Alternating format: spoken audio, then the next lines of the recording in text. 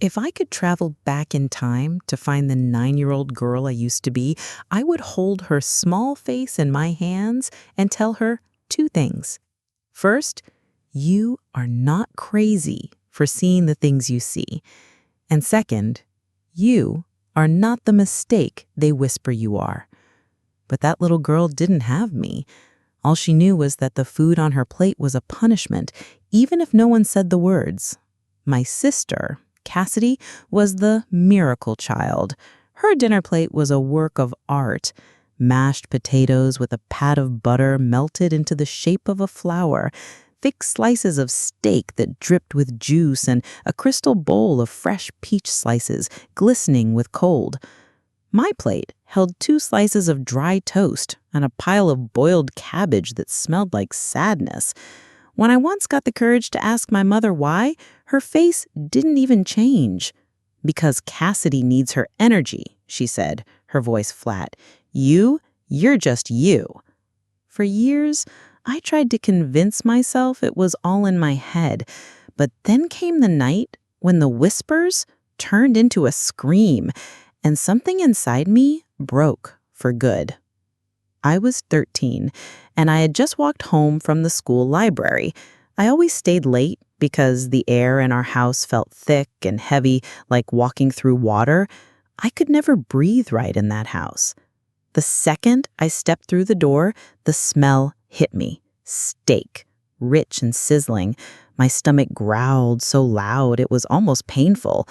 In the dining room, Cassidy was already eating. Before her was a feast fit for a queen. A medium-rare filet mignon, bright green asparagus spears drizzled with garlic, and a basket of warm cornbread muffins. I walked into the kitchen, my heart sinking with a familiar dread. My plate was already on the counter. One single piece of untoasted bread with a thin, sad smear of mayonnaise. That was all. "Where's the rest?" I asked. My voice was quiet, but the question felt like a scream. I was just too tired to pretend anymore. My dad was standing by the sink, polishing a glass. He hated being questioned. He turned slowly, his eyes cold. "Are you asking me that with that tone of voice?" I just stared at him, my empty stomach twisting. "It's not fair," I whispered. "Why does she get steak and I get this?" From the dining room, Cassidy let out a high-pitched giggle. "Maybe because I don't look like a drowned rat all the time." My mom, who was clearing the stove, didn't even flinch. But my dad? His face changed. It was like a switch flipped. He moved towards me, not with anger, but with a terrifying calm, as if this was a moment he had been waiting for. He didn't yell. He didn't raise his voice. He grabbed my right hand, the one I wrote with, the one I drew with, and slammed it flat onto the worn wooden countertop. With his other hand, he reached into the junk drawer and pulled out the old, rust-spotted hammer we used for hanging pictures. Through it all, Cassidy kept chewing her food. My mom stood frozen by the stove, a statue made of indifference. Then, crack!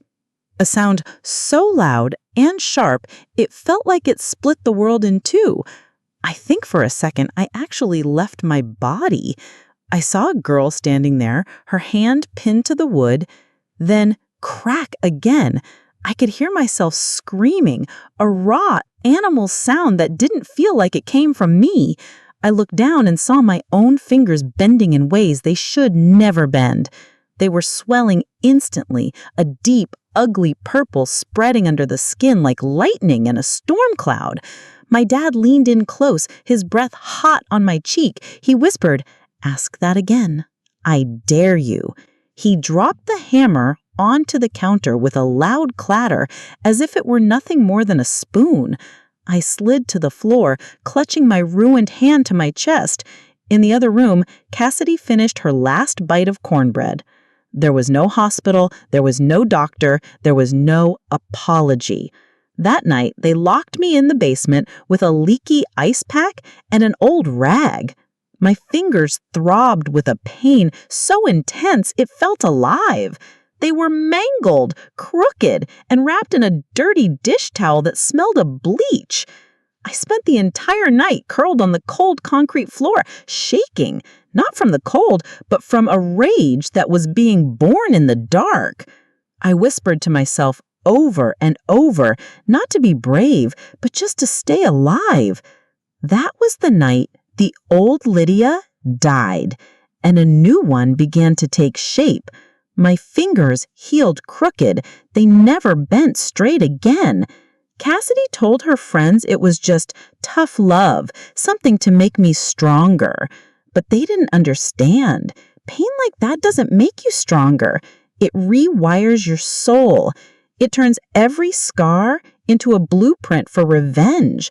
They thought they had broken me. They thought I would finally disappear into the background for good. That was their biggest mistake. Because while I became silent, I also became a shadow. And shadows see everything. I started watching. I learned my dad's routine. He left every Sunday at 6:30 p.m. for church board business, but he always came back smelling of cheap cigars and fear, not prayer. My mom, who worked part-time in the school office, had her own secrets. I saw her slip cash from the donation envelopes into her purse. And Cassidy, their perfect princess, was a queen of a kingdom that didn't exist, surrounded by people who smiled at her face and laughed behind her back. I was invisible, but I used that invisibility. I spent all my free time at the school theater, learning how to run lighting boards and sound systems. I learned how light exposes things and how silence can be the loudest sound of all. I also started volunteering at an animal shelter. That's where I met Donna. She was in her 60s and ran the place with a kind of gentle strictness.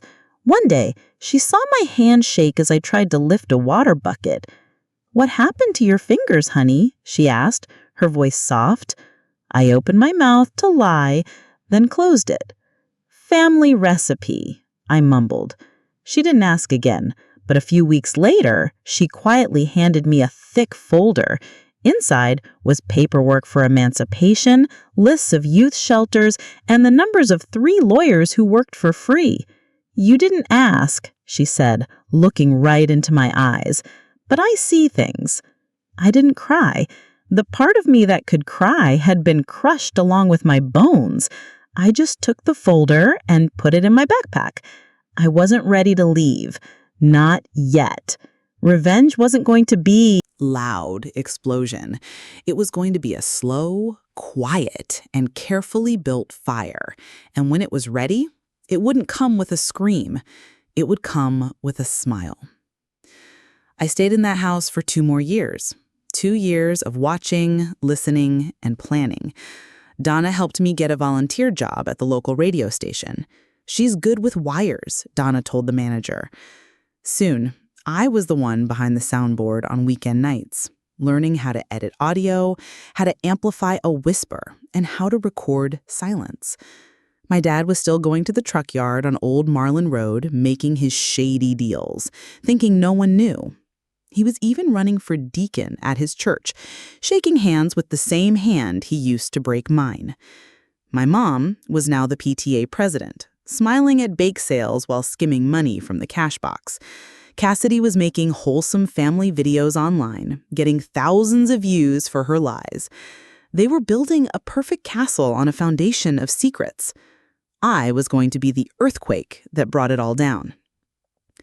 One night, while they were out at a family dinner that, of course, didn't include me, I placed a small hidden microphone under my dad's favorite armchair in the living room. It was a cheap device I'd put together from spare parts at the radio station. For weeks, it recorded everything. Cassidy making fun of a girl in her class who couldn't afford new shoes. My mom laughing about using the field trip money for a new purse. And then, finally, the prize. My dad, drunk and bragging to my mom. "That girl Lydia," he slurred, "she's nothing, barely even human. I should have broken her jaw, too, when she started talking back." I saved the audio file. I made a copy. And then another. I was ready. On graduation day, Cassidy got a new car. I got ignored, but I didn't feel hurt. I felt free. That night, after they were all asleep, I packed a single backpack. I left a note on the kitchen table. It just said, "You broke my fingers, but not forever. Keep the toast. I've got a bigger table now." I walked out of that house at midnight and never looked back. Donna was waiting for me at the shelter. She had a small cot ready for me in the back office, but I wasn't finished. The next morning, I mailed 3 envelopes. One went to the school board with a link to Cassidy's private, mean-spirited videos. One went to the PTA with the audio of my mom talking about the stolen money. And the last one, the most important one, went to the church elders. It contained one short audio clip, my father's drunken confession about me. That same day, I released a single podcast episode online. I called it The Leftover Daughter. In a calm, clear voice, I told my story. All of it. Within a week, it had gone viral. A line from the podcast, "When you break a child's fingers, you teach her how to type her own truth," became a trending sound. My family's world caught fire. Cassidy's online sponsors dropped her. My mom was removed from the PTA, and the church voted to remove my father as a deacon candidate. They never knew it was me. They blamed internet haters. But there was one last piece: the house itself, the prison where I grew up. A few months later, I saw the for sale sign go up. Without their fake reputations, their world had crumbled. The mortgage went unpaid. I called Donna. Her cousin ran a nonprofit that helped at-risk youth. I sent them my podcast episode. They approved me for a first-time homebuyer grant. On closing day, I walked up the driveway of my old house. They were on the lawn, surrounded by boxes. Cassidy was crying. My dad was yelling into his phone. They didn't even notice me until I walked right past them holding a brand new set of keys. Cassidy's mouth fell open. "What are you doing here?" My dad stared, his face pale with shock. I looked at them both, and I let myself smile. A real, calm, powerful smile. "I told you I was getting a bigger table," I said. Then I unlocked the front door and stepped inside my house. The silence that greeted me was beautiful. That night, I unpacked one thing: a large, solid wood dining table. I set it in the middle of the empty dining room, and on it, I placed 3 items: a small audio recorder, the old X-ray of my broken hand, and a simple nameplate that read, "Lydia, Survivor." Laughter from my friends, real friends from the shelter and the radio station, filled the kitchen as we ate steak, a meal for everyone. Donna looked at me across the table. "What made you come back to this place?" she asked.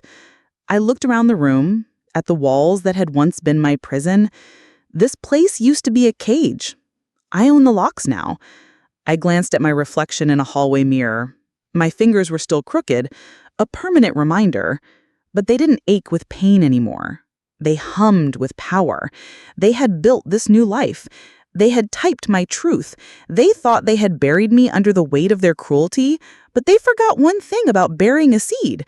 They forgot it can grow. And I didn't just grow back.